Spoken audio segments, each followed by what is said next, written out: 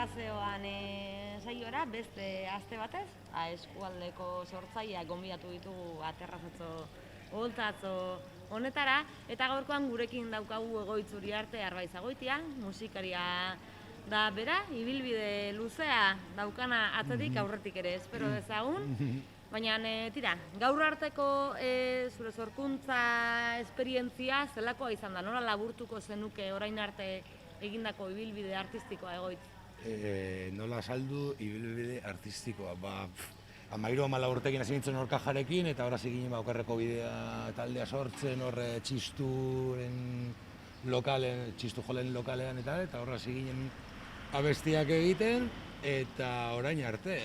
Egon nintzen bateria jotzen, ere gitarra jotzen, bajua jotzen, apurtxo bat lan pikoteo, kuriositate, instrumental autodidakta ere naiz, osea, nire kabuz ikasi dut, eta horrek suposatzen dute daukala bere kutsu ez dakit, berezia edo pertsonala, nire gauzak konposatzeko orduan eta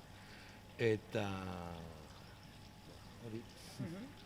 Gaur egungo Egoitz Uriartek zenolako proiektuak ditu esku artean?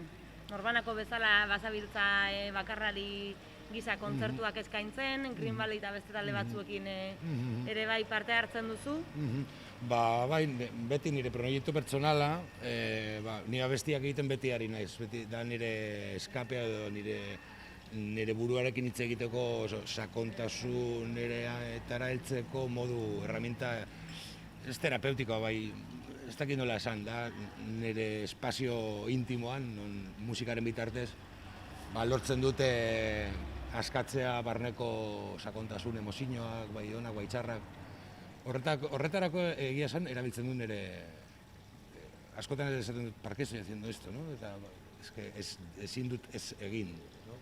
Eta hori da nire historia pertsonala, kontzertuak egiten ditut noizbehinka, baina ez daukate egia esan olako proiezio hori gertatzen zaidan, hain sakona den, edo hain niretzako hain sakona den, nolan askotan pasatzen da 6 hilabete eta abesti horrek igual ja ez nago errepresentatzen, nola iragana da. Eta kostatzen zait igual kontzertu bat emotea 6 hilabete barru, eta abestu 5 abesti horiek, digo, hau ja ez naiz ni, no me apetece, osea, planteatu 40 kontzertu bilatzea, hau berdina besteko, ostia, hau ja ez da beste Egoitz da 5.2, ja hau, ez dakit, ulertzen diazu. Hori da, hori alde batetik nire historia pertsonalarekin, bai gustatzen zait, batean kezka batean, edo lagun artean, eta edo gorbeian, gitarrakin batean kantatzen ditu nire kantuak, eta hor oso eroso nago, bai, kostatzen zait, hori bilatzea, ez dakit, nola esan. Hori, eta gero beste aldetik, Green Valleyrekin daramagu, igual 15 urte, o igual gehiago, hasi ginen Gasteizen, eta Bartzelona joan ginen, bai pertsonalki bizipen, esperientzia munduarekin eukitzeko, bai olako eskusa edo motibo batekin, zelan Green Valley proiektua, no?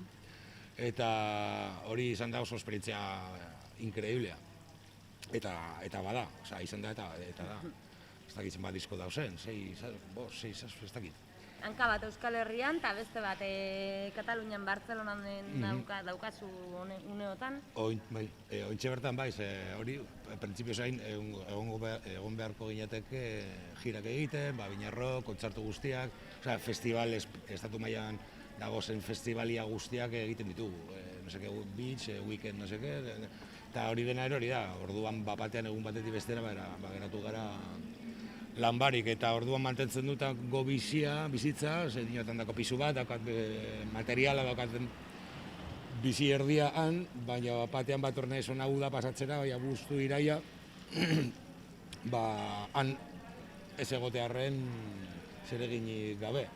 Tamen laguna daude, ez dakit, erabatean etxea bueltatu naiz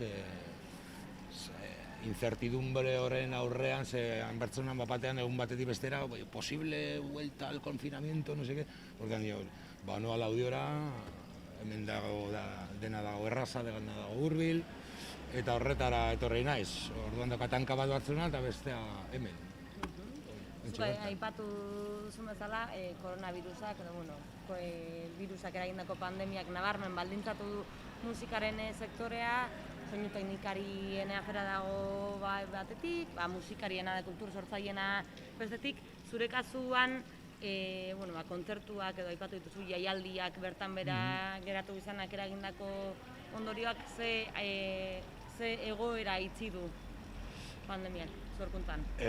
Sorkuntzan, egia esan sorkuntzarako oso eszenatoki polita da. Egia esan artea horretarako tresna oso ona da, azaltzeko beste angulo batetik edo beste ikuspuntu batetik egoera sozialak, bai emozionalak, espiritualak, materialak azaltzeko erraminta oso niretzako potentenetarikoa da. Eta orduan, ni pertsonalki, irekitzaizkite ate batzuk lan kreatibitatearen inguruan, nik ondo pasatu dut. Nire logela, nire etxean konfinatuta, gauzak berriak probatzen, bai bideomontajean niretzako esperientzia berri bat izan da.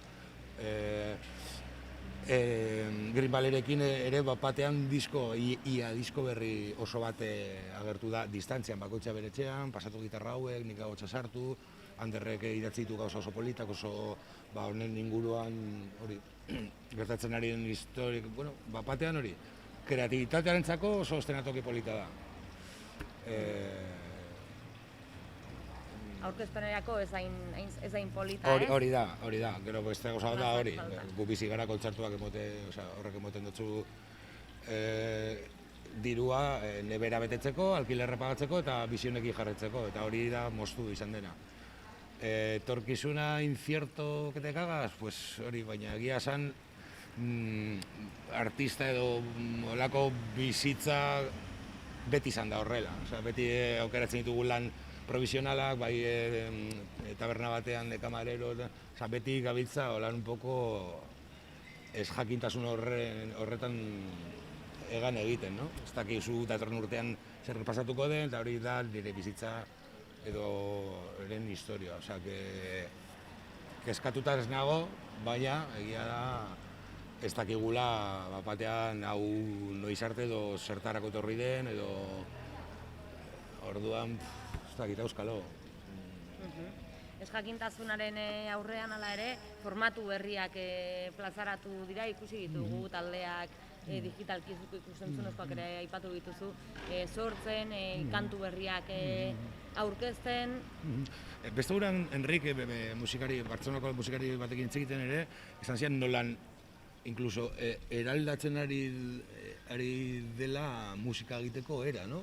Adaptatzen olako formatu txikietarako, nola mensajea nola eraman olako formatu txikietan, moten dutzu ere, pues a grandes males, grandes remedios, eta darle vueltas ze eratan, olako formatuetan jarraitu daiteke mesua zabaltzen, eta... Hain zuzen hori ze galdetu nahi nizun. Guzti honek, uste duzu musika ekoizteko era aldatuko duela, edo behintzat bide berriak irekitzen dituela? Zuzenearekiko, bai, derrigorrez. Produzitzeko eta hor daukaguz material teknologikoak, nolan ezin duzu utzi hemen egin dezakezu horrela. Hori, da une arraro bat eta hori, gauzak sortzeko ez dago limiterik. Limiteak dago zuzenera edo mundura erakusteko momentuan. Eszenatokietan, ohituta gaude musikariak ikustera, baina atzean bada beste langile eta beste sektore handi bat itzalpean geratzen dena. Zeran ikusten duzu gaur egun musikagintza bere ikuspegi guztiak barne hartuta egoera? Desastre bat, egia esan. Jende hori da imprescindible, ez da garrantzitsua, da imprescindible. Teknikariak eta lehen esaten dizuna, festival batean horren atzean dago jartzen duena komunak, el de las cuerditas de los pases, el de la txosna, dago kriston despliege bat guzti hori egun batetik bestera amaitu dena. Orduan, desastre bat egia esan. Hori, ez dakigu ezer, egia esan. Zeran funtzionatzen duen historia hau, noiz arte, ez dakigu, Eta imaginatu, hori nik ez dakat familia, ez dakat semerik, ez dakat, imaginatu nola bain hortik, el pertal. Bai. Así que... Kulturaren beharrezkotasuna azpimarratu izan da askotan. Zentzu horretan egoitz zure ustez zelako abesa beharko luke musikagintzak edo euskal sorkuntzak bai herritarren aldetik edo baita erakunden? Musikaren garrantzia, no? Bai. Jorge Drexlerrek esaten duen bezala, ya hacíamos música antes que la agricultura, no? Ez gara oso konstiente ze botere daukan, ze batean saiatzen ari dira usten como algo de hippie, algo de eta batean musika dago zure egunero, osea, inguru guztitan daukazu musika. Eta imaginatu pandemia bat, musika, zine gabe, 24 ordu zure etxean musika barik. Ostia, ez dakit nola esan. Niretzat da dimentsio espiritual oso, da elikagai oso imprescindible musika, niretzako. Hori, kontzientziatzea gizartea, Azken aldian, eskualdean izan dugu ere, egoitzuri arte bakarka entzuteko aukera Urduñan hain zuzen. Bakarlari giza ere, ari zara zure urratzak ematen? Bai, hitz egiten genuen, nola formatu txiki zako da egora bakarra, orain, badokan nire material eta zer egin dezaket, nik zer dakit egiten,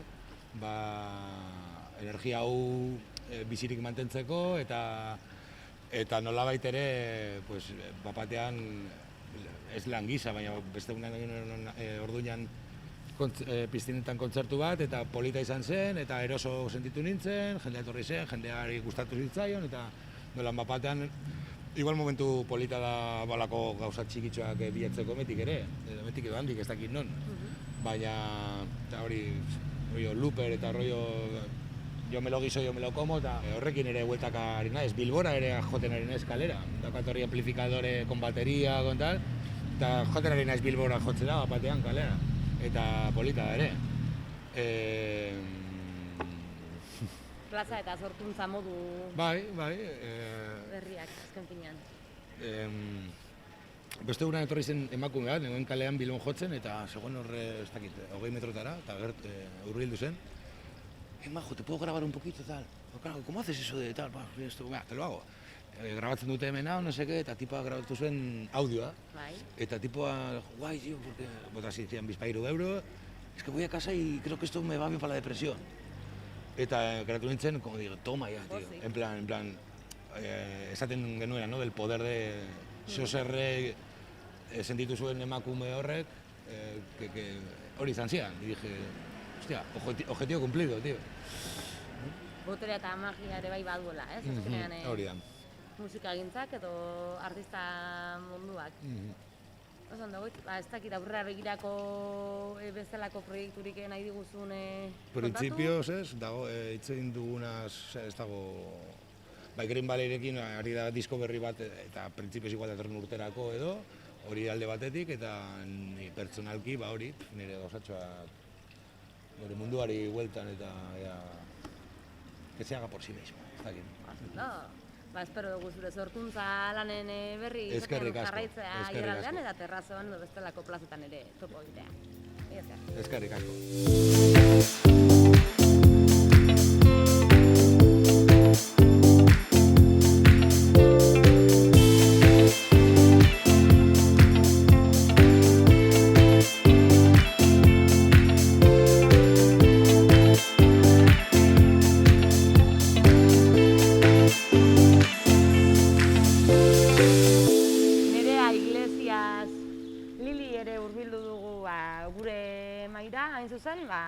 Mahai gainean jartzeko ze proiektu dituzun gaur egun eskuartean, jakin badakigulako, bazabiltzala, ez? Antzerki eta musika munduan piezak sortzen, hain garai ez egonkorrak edo bereziak arraroz ezategatik bizi ditugun uneotan. Gaur egun nerea konta iguzu, zertan ari zara, buru belarri lanean? Hasi naz lanean Magiaz Tamur proiektu baten, eta hasi naz lanean Maite Agirre eta Xabier Madinarekin. Maite Agirre da beti lan egin dudan antzerki zuzendaria, eta Xabier Madina da, antzerkiko kide izandakoa urte baten, eta orain bikote artistiko bat eraikitzen ari gara pieza honetarako.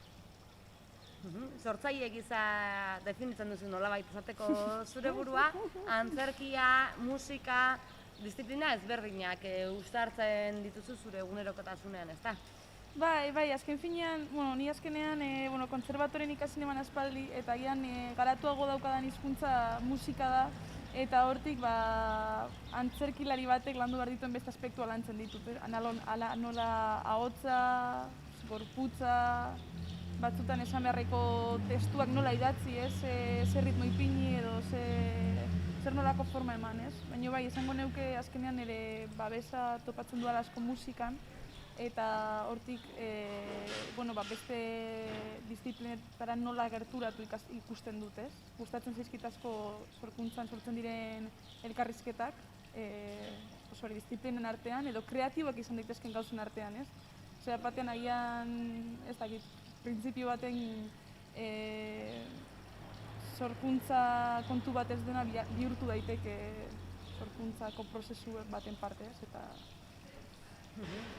Arteak azken finean, ez? Hizkuntza elkarrizketa eta disiplina ezberdinak barne hartzen dituela, eta zuk guzti horiekin badituzu hainbat proiektu, aipatu diguzu obra berri batekin ari zarela une honetan, zertan datza, zer kontatzen du? Pieza berri honetan, hori izan duen bezala Maitea zuzendaria eta Xabier da dantzaria antzeslea, eta orduen, kontua da nik arten master bat ikasi, musika konbarte interdisziplinar, eta horre zenbait sorkuntza bidalizkiat egiteaz. Eta orduen egun baten bidali neban nire zuzendariari egindako pieza txiki bat, nik etxean sorkuntza pieza bat, eta esan zian, nostra, nire asko oroiarazten da, Kiratz Teatro Repelentearekin egiten dugun horretara. Kiratz Teatro Repelentea da Xabi eta Maiteren artean sortu dute antzerki talde bat, eta bertako kideak dira Isa Matiako Donostiko Residentziako hainbat kide. Eta orduan esan zian, jartzen zara buruz bera, eta gure asmoa da pizka mundua buruz bera jartzea, eta oroi arazten nau, guk egiten dugu lan horretara, ez? Eta orduen kontua da, pieza honetan hasiera baten, beste kide batek parte hartu behar zuela, baina azkenengo momentuan ezin izan zuen, eta ni hasieratik pieza honetan nimar nuen bakarrik musika. Baina beste antzerkilari dantzaria jauzi zenean, zan ziren zuzendaria, venga, zu animatzen zara egitera dana, eta ni, venga, Eta ikusi nintzen berriz ere saltza berri baten sartuta, eta saltza berri honetan lantzen dugu maitasun historia bat Xabi eta gure artean, eta hor bilatzen ari gara gure arteko elkarrizketak eta elkarrizketa fizikoak, ez? Hasi gara asko musikatik, dantzatik lanean. Nik igual musika proposamena egiten dut, Xabik egiten du batez bera esun bailarin, bera ala esaten du, eta orduen berak egiten ditu bere proposamenak, eta ikusten dugu nola elkar ulertzen garen. Eta, ez maitasun historia bat baino ez da idilikoa. Osea, ikusten dira oso argi daudela oztopoak, daudela gure arteko nahiak, frustrazioak, ez garela batzutan ados jartzen, beste batzutan bai, aurkezten dugu ere bai gure artean eta gure pertsonajen artean sortzen ari den sensualidade eta erotismo uneak ere bai.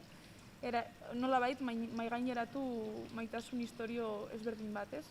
Eta horreri, bizibilitate bat emun ere bai, ez?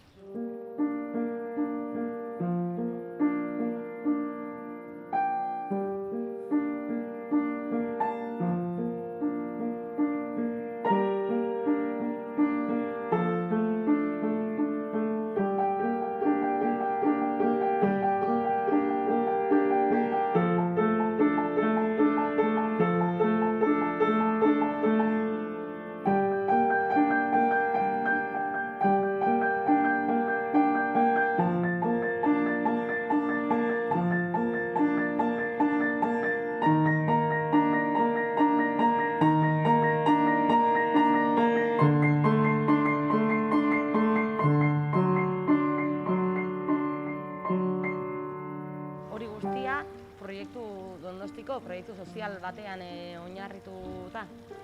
Goitza bateko ekideak izan dituzue lagun, eta hain zuzen are garrantzitsuagoa edo bereziagoa bihurtzen du guzti horrek zuen pieza edo obra artistiko hau, ez?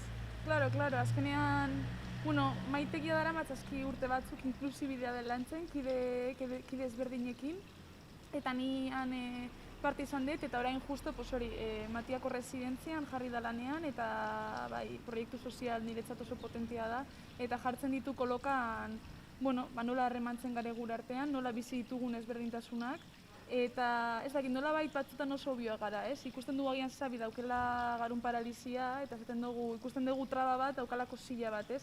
Eta zu igual ikusten nauzu nui, eta nola ikusten diazu, normala kategorian zer dezakezun pertsona bat, ez dizkidazu trabak ikusten, baina gu argi eta garbi ikusten ari gara bakoitzak gure abilezia ditugula, bakoitzak gure trabak ditugula buru barruan ere bai, ez? Ez dela beharrezko bakarrik zila bat esatekoa begira batzutan bakizu begi biztan ikusten dana ematen du hor dagoena eta ez duguna ikusten ez dugu ikusi nahi batzutan, ez? Eta orduen hau asko lantzen dugu, ez? Nola, biak jartzen garela hor gure entzaiotan, garen guztiarekin, ditugun min pertsonal guztiekin, daukagun danarekin, benetan zerbait sortzeko, ez? Egiazko den hori sortzeko nahi horretan, ez? Anistuzun funtzionala beraz erdigunean kokatu duzue, eta pertsona guztion gaitasunak ere bai, gaitasunak aukerak eta oztopoak biztarazteko alegina esan daiteke, dela zuen obra berri hau. Claro, de hecho, atzo egin genuen topaketa bat antzerki teatro repelenteko kideekin, eramaten duela azkenean sortu zenetik urte bat gutxi gora beraino, azkenean hor egon da konfinamendu tartean, orduan izan da pizkat aldapatzea prozesua, baina atzo 7 kide bat bildu ginen, eta eurekin berbetan argi daukate, beraiek beste gaitasun batzuk dituztela jendartean elkarbanatzeko, nahi dutela jendartean parte izatea, eta ez dituztela gogo gehiago begiratuak izateko bakarrik zilan egoteagatik, ez? Eta beraientzat gainera ia gehienok esaten zute nola artea oso importantea zela beraientzat, bakoitza batek idazten dago adibidez, besteak dantza egiten dago, bestea igual gastatzen zaio gehiago musika, besteak pelikulak aipatzen zituen, nola beraientzat direla askatasun iturri oso importante bat eta espresio bide bat topatzeko era bat, ez? Barrenak guztion barrenak eta kaleak ere bai astinduko dituen pieza bat dela, esan daiteke?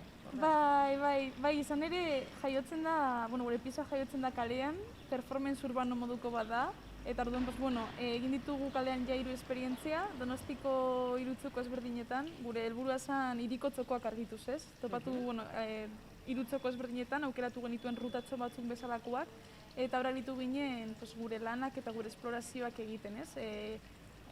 Abia puntu hartutare bai, adibidez, espazio kalean egon daitezkeen objektuak, nola baite iturriak, ateak, ez? Eta horiek simbolo gisa hartuta gure artean gertatzen diren gauzak egiteko, ez? Eta bai, harra ditu ginen gure proposamena aurkezten, eta azkenean gure pieza gure piezaren formatuaren parte bat izango da guztiz kalekoa, zean jaio da, eta gainera kuriosoa da, zein dugun egunetan beti hipnotikoa bezala esan, pertsonatzu geratzen ziren nolan begira, eta ez dakit zen batzutan dantzak egiten ditugula, eta oso, hipnotikoa bezala, eta beti egon dira aurkideak transeuntea gerturatu direnak esatera, izue jo, zelan polita, eta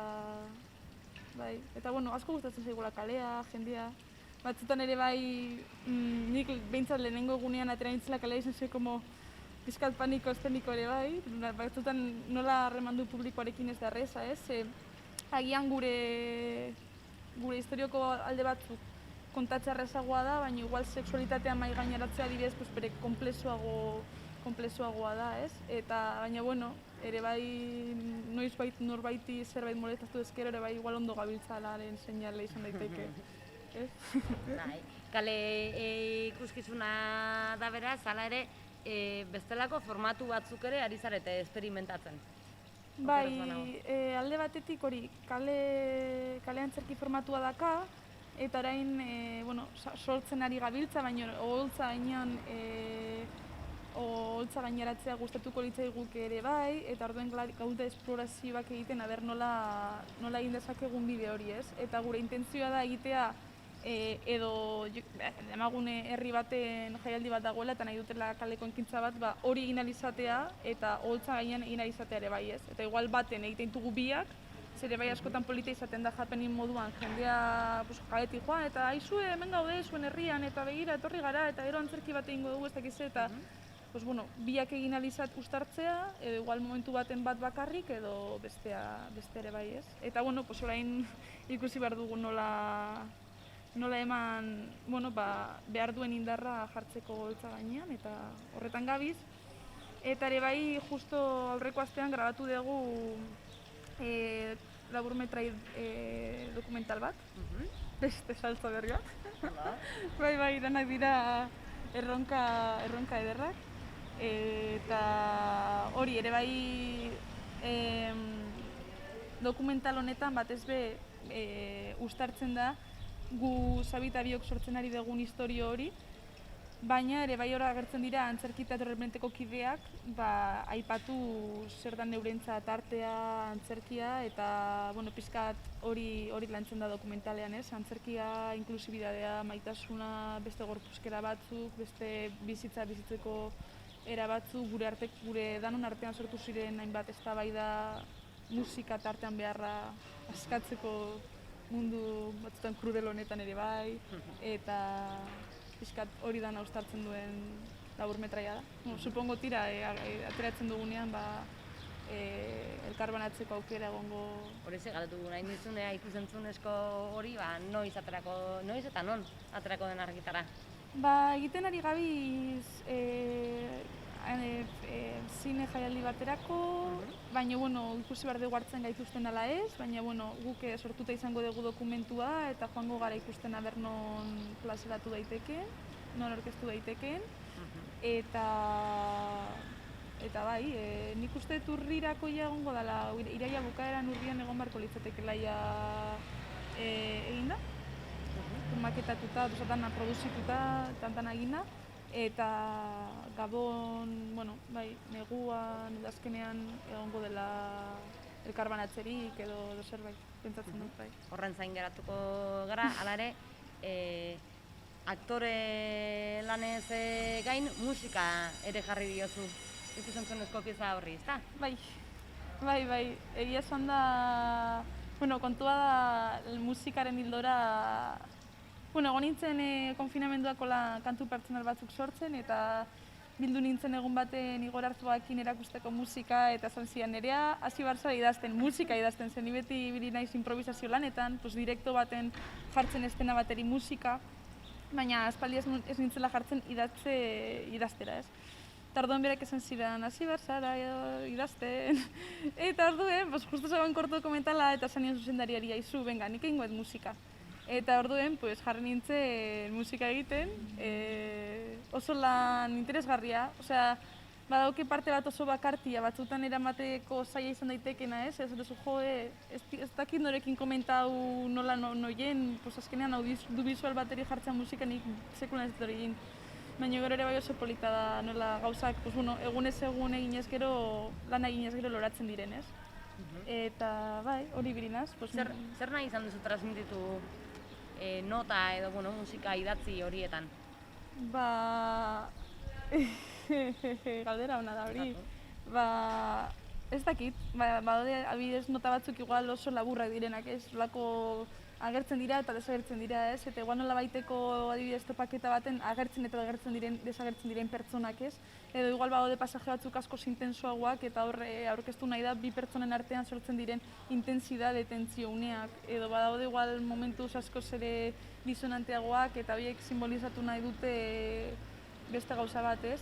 Egia da azkenean gure nola kaleko piezak izan dituen igual imaginatu lautzoko, nik egin dudana da lautzoko hiek hartu eta igual bakoitzeko musika sortu, baina aldi beran danen artean hilatzen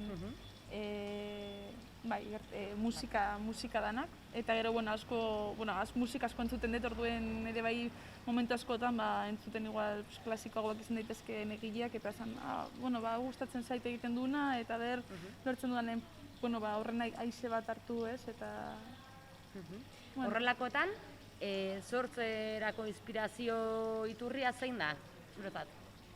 Zein da prozesuan lehenago historia ezagutzen duzu, gero notak edo musika jarri, alderantzizkoa da, nolakoa da zure artea ekoizteko modua? Nik uste eta erronkaren arabera ezberdina izango dela, ez? Bai egia da aspaldi honetan konturatzen ari naiz gehiago metodo bat sortzen ari dudala bezala sortzeko.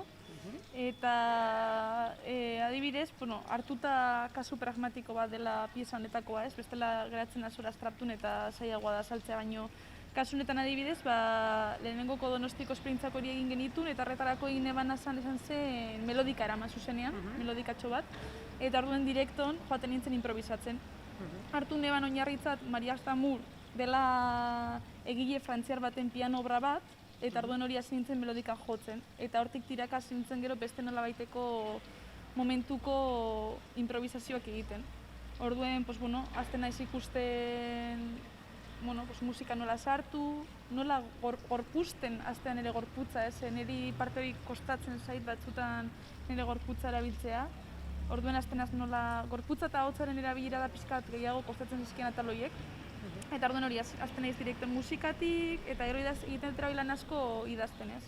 Egiten dut diario moduko bat, eta asko laguntzen dit, testu normalak edo testu poetikoagoak idazteko ulertzeko zer gertatzen ari denez, nire pertsonajean ondik doan, ze abotz imaginatzen diot, zer nolako gorputza imaginatzen diot, ez? Lurperatzeko nolabait. Hasiera baten izan zen oso poetikoa dena, baina faltatzen zitzaion haragia eta lurra. Eta orain idatziz eta etxean nolabaiteko esplorazioak egiten. Askotan kamera jartzen dut eta azten naiz gorputzariketak egiten, gero ikusten naiz, eta kamerakin, idazten, direktoan probatzen, eta zuzendariaren begidararekin noski ere bai, pieza danak aber nola enkajatzen diren probatzen, ez. Eta guzti horren emaitza ikusteko aukera, noiz izango dugu? Ai, galdera ona. Baldin badakizu, noski? Ez dakigu oraindik. Nik uste dut udazkenan negu partera, bere egoera ere bai, gure egoera soziala nola dagoen COVID-aren bildora, baina gure nahiagoa da udazken negu partera antzesten egotea, ez?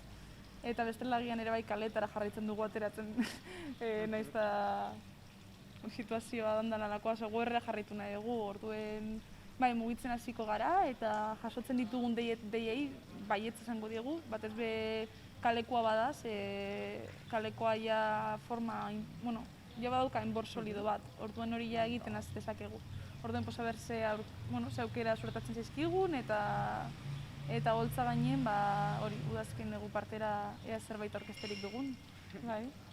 Ondo, ezagutu ditu nerearen gaur egungo proiektuak, etorkizunean zeintzuk dira gauzatu nahiko zenituzken, ametsak, obrak, piezak edo zeintzu dira zure erronkak, Nerea? Lasai jun eta saltza gehiagietan esaltzea, gero beti azten ere leku baten besten eta gero, ez naizela klaratzen. Orduan nahi dut poliki joatea, ze azkenean sorkuntza prozesu batek eskatzen du atentzio eta intentsitate asko. Eta ni momentu batzutan igual ego nahi saltza gehiagitan sartuta eta ez dut izan nolabaiteko argitasuna jakiteko gauza bakoitzan non kokatu, ez? Eta orduan bai nahi dut hartu hiru gauza, bi edo bat, eta horretan fokalizatu. Ze, sorkuntza dauka bere intensitatea eta gehiagizko gauzak ez ditu nahi, baina interesatzen zait asko musikaren bitartez nola konektatu beste artistizplinekin, baina orain momentuan batez benago zentratuta ditut kantu pertsonal batzuk eta pizkanaka horiek konposatu nahi ditut idatzi eta igorrekin grabatu eta niretzako materiala izan eta gero momentu baten nahi baditut erakutsi eta bestelan ez, baina behintzat igorrek esaten zian bezala izan materiala ez, pena bada material hori galtzea. Eta gero asko gustatzen zait sorkuntza prozesuak laguntzea, akonpainatzea. Orduen inguruan norbait esaten baldin badet, nik esakin nerabe bat, ume bat, edo heldu bat, edo nik nahi daben pertsona aizu, nago sorkuntza prozesu bat egiteko nahian ez, laguntzen diazu eta bai, asko gustatzen zait hori ere bai ez. Ezain beste nik izatea ez dakiz zer egiten duena, baizik eta lagundu bide horretan, oso interesgarria dela eta sorkuntza ez dakit gaur egungo niretzat bizitzeko oso tresna importantea da ez. Egunerokotasunean gauza simplenetik, gauza komplexuenera. Borda batez beraz, aiaraldean Euskal Herri edo Euskal Herrian izango zaitugu edo Hego Ameriketara edo bezalako lurraldetara mugitzeko asmoa duzu?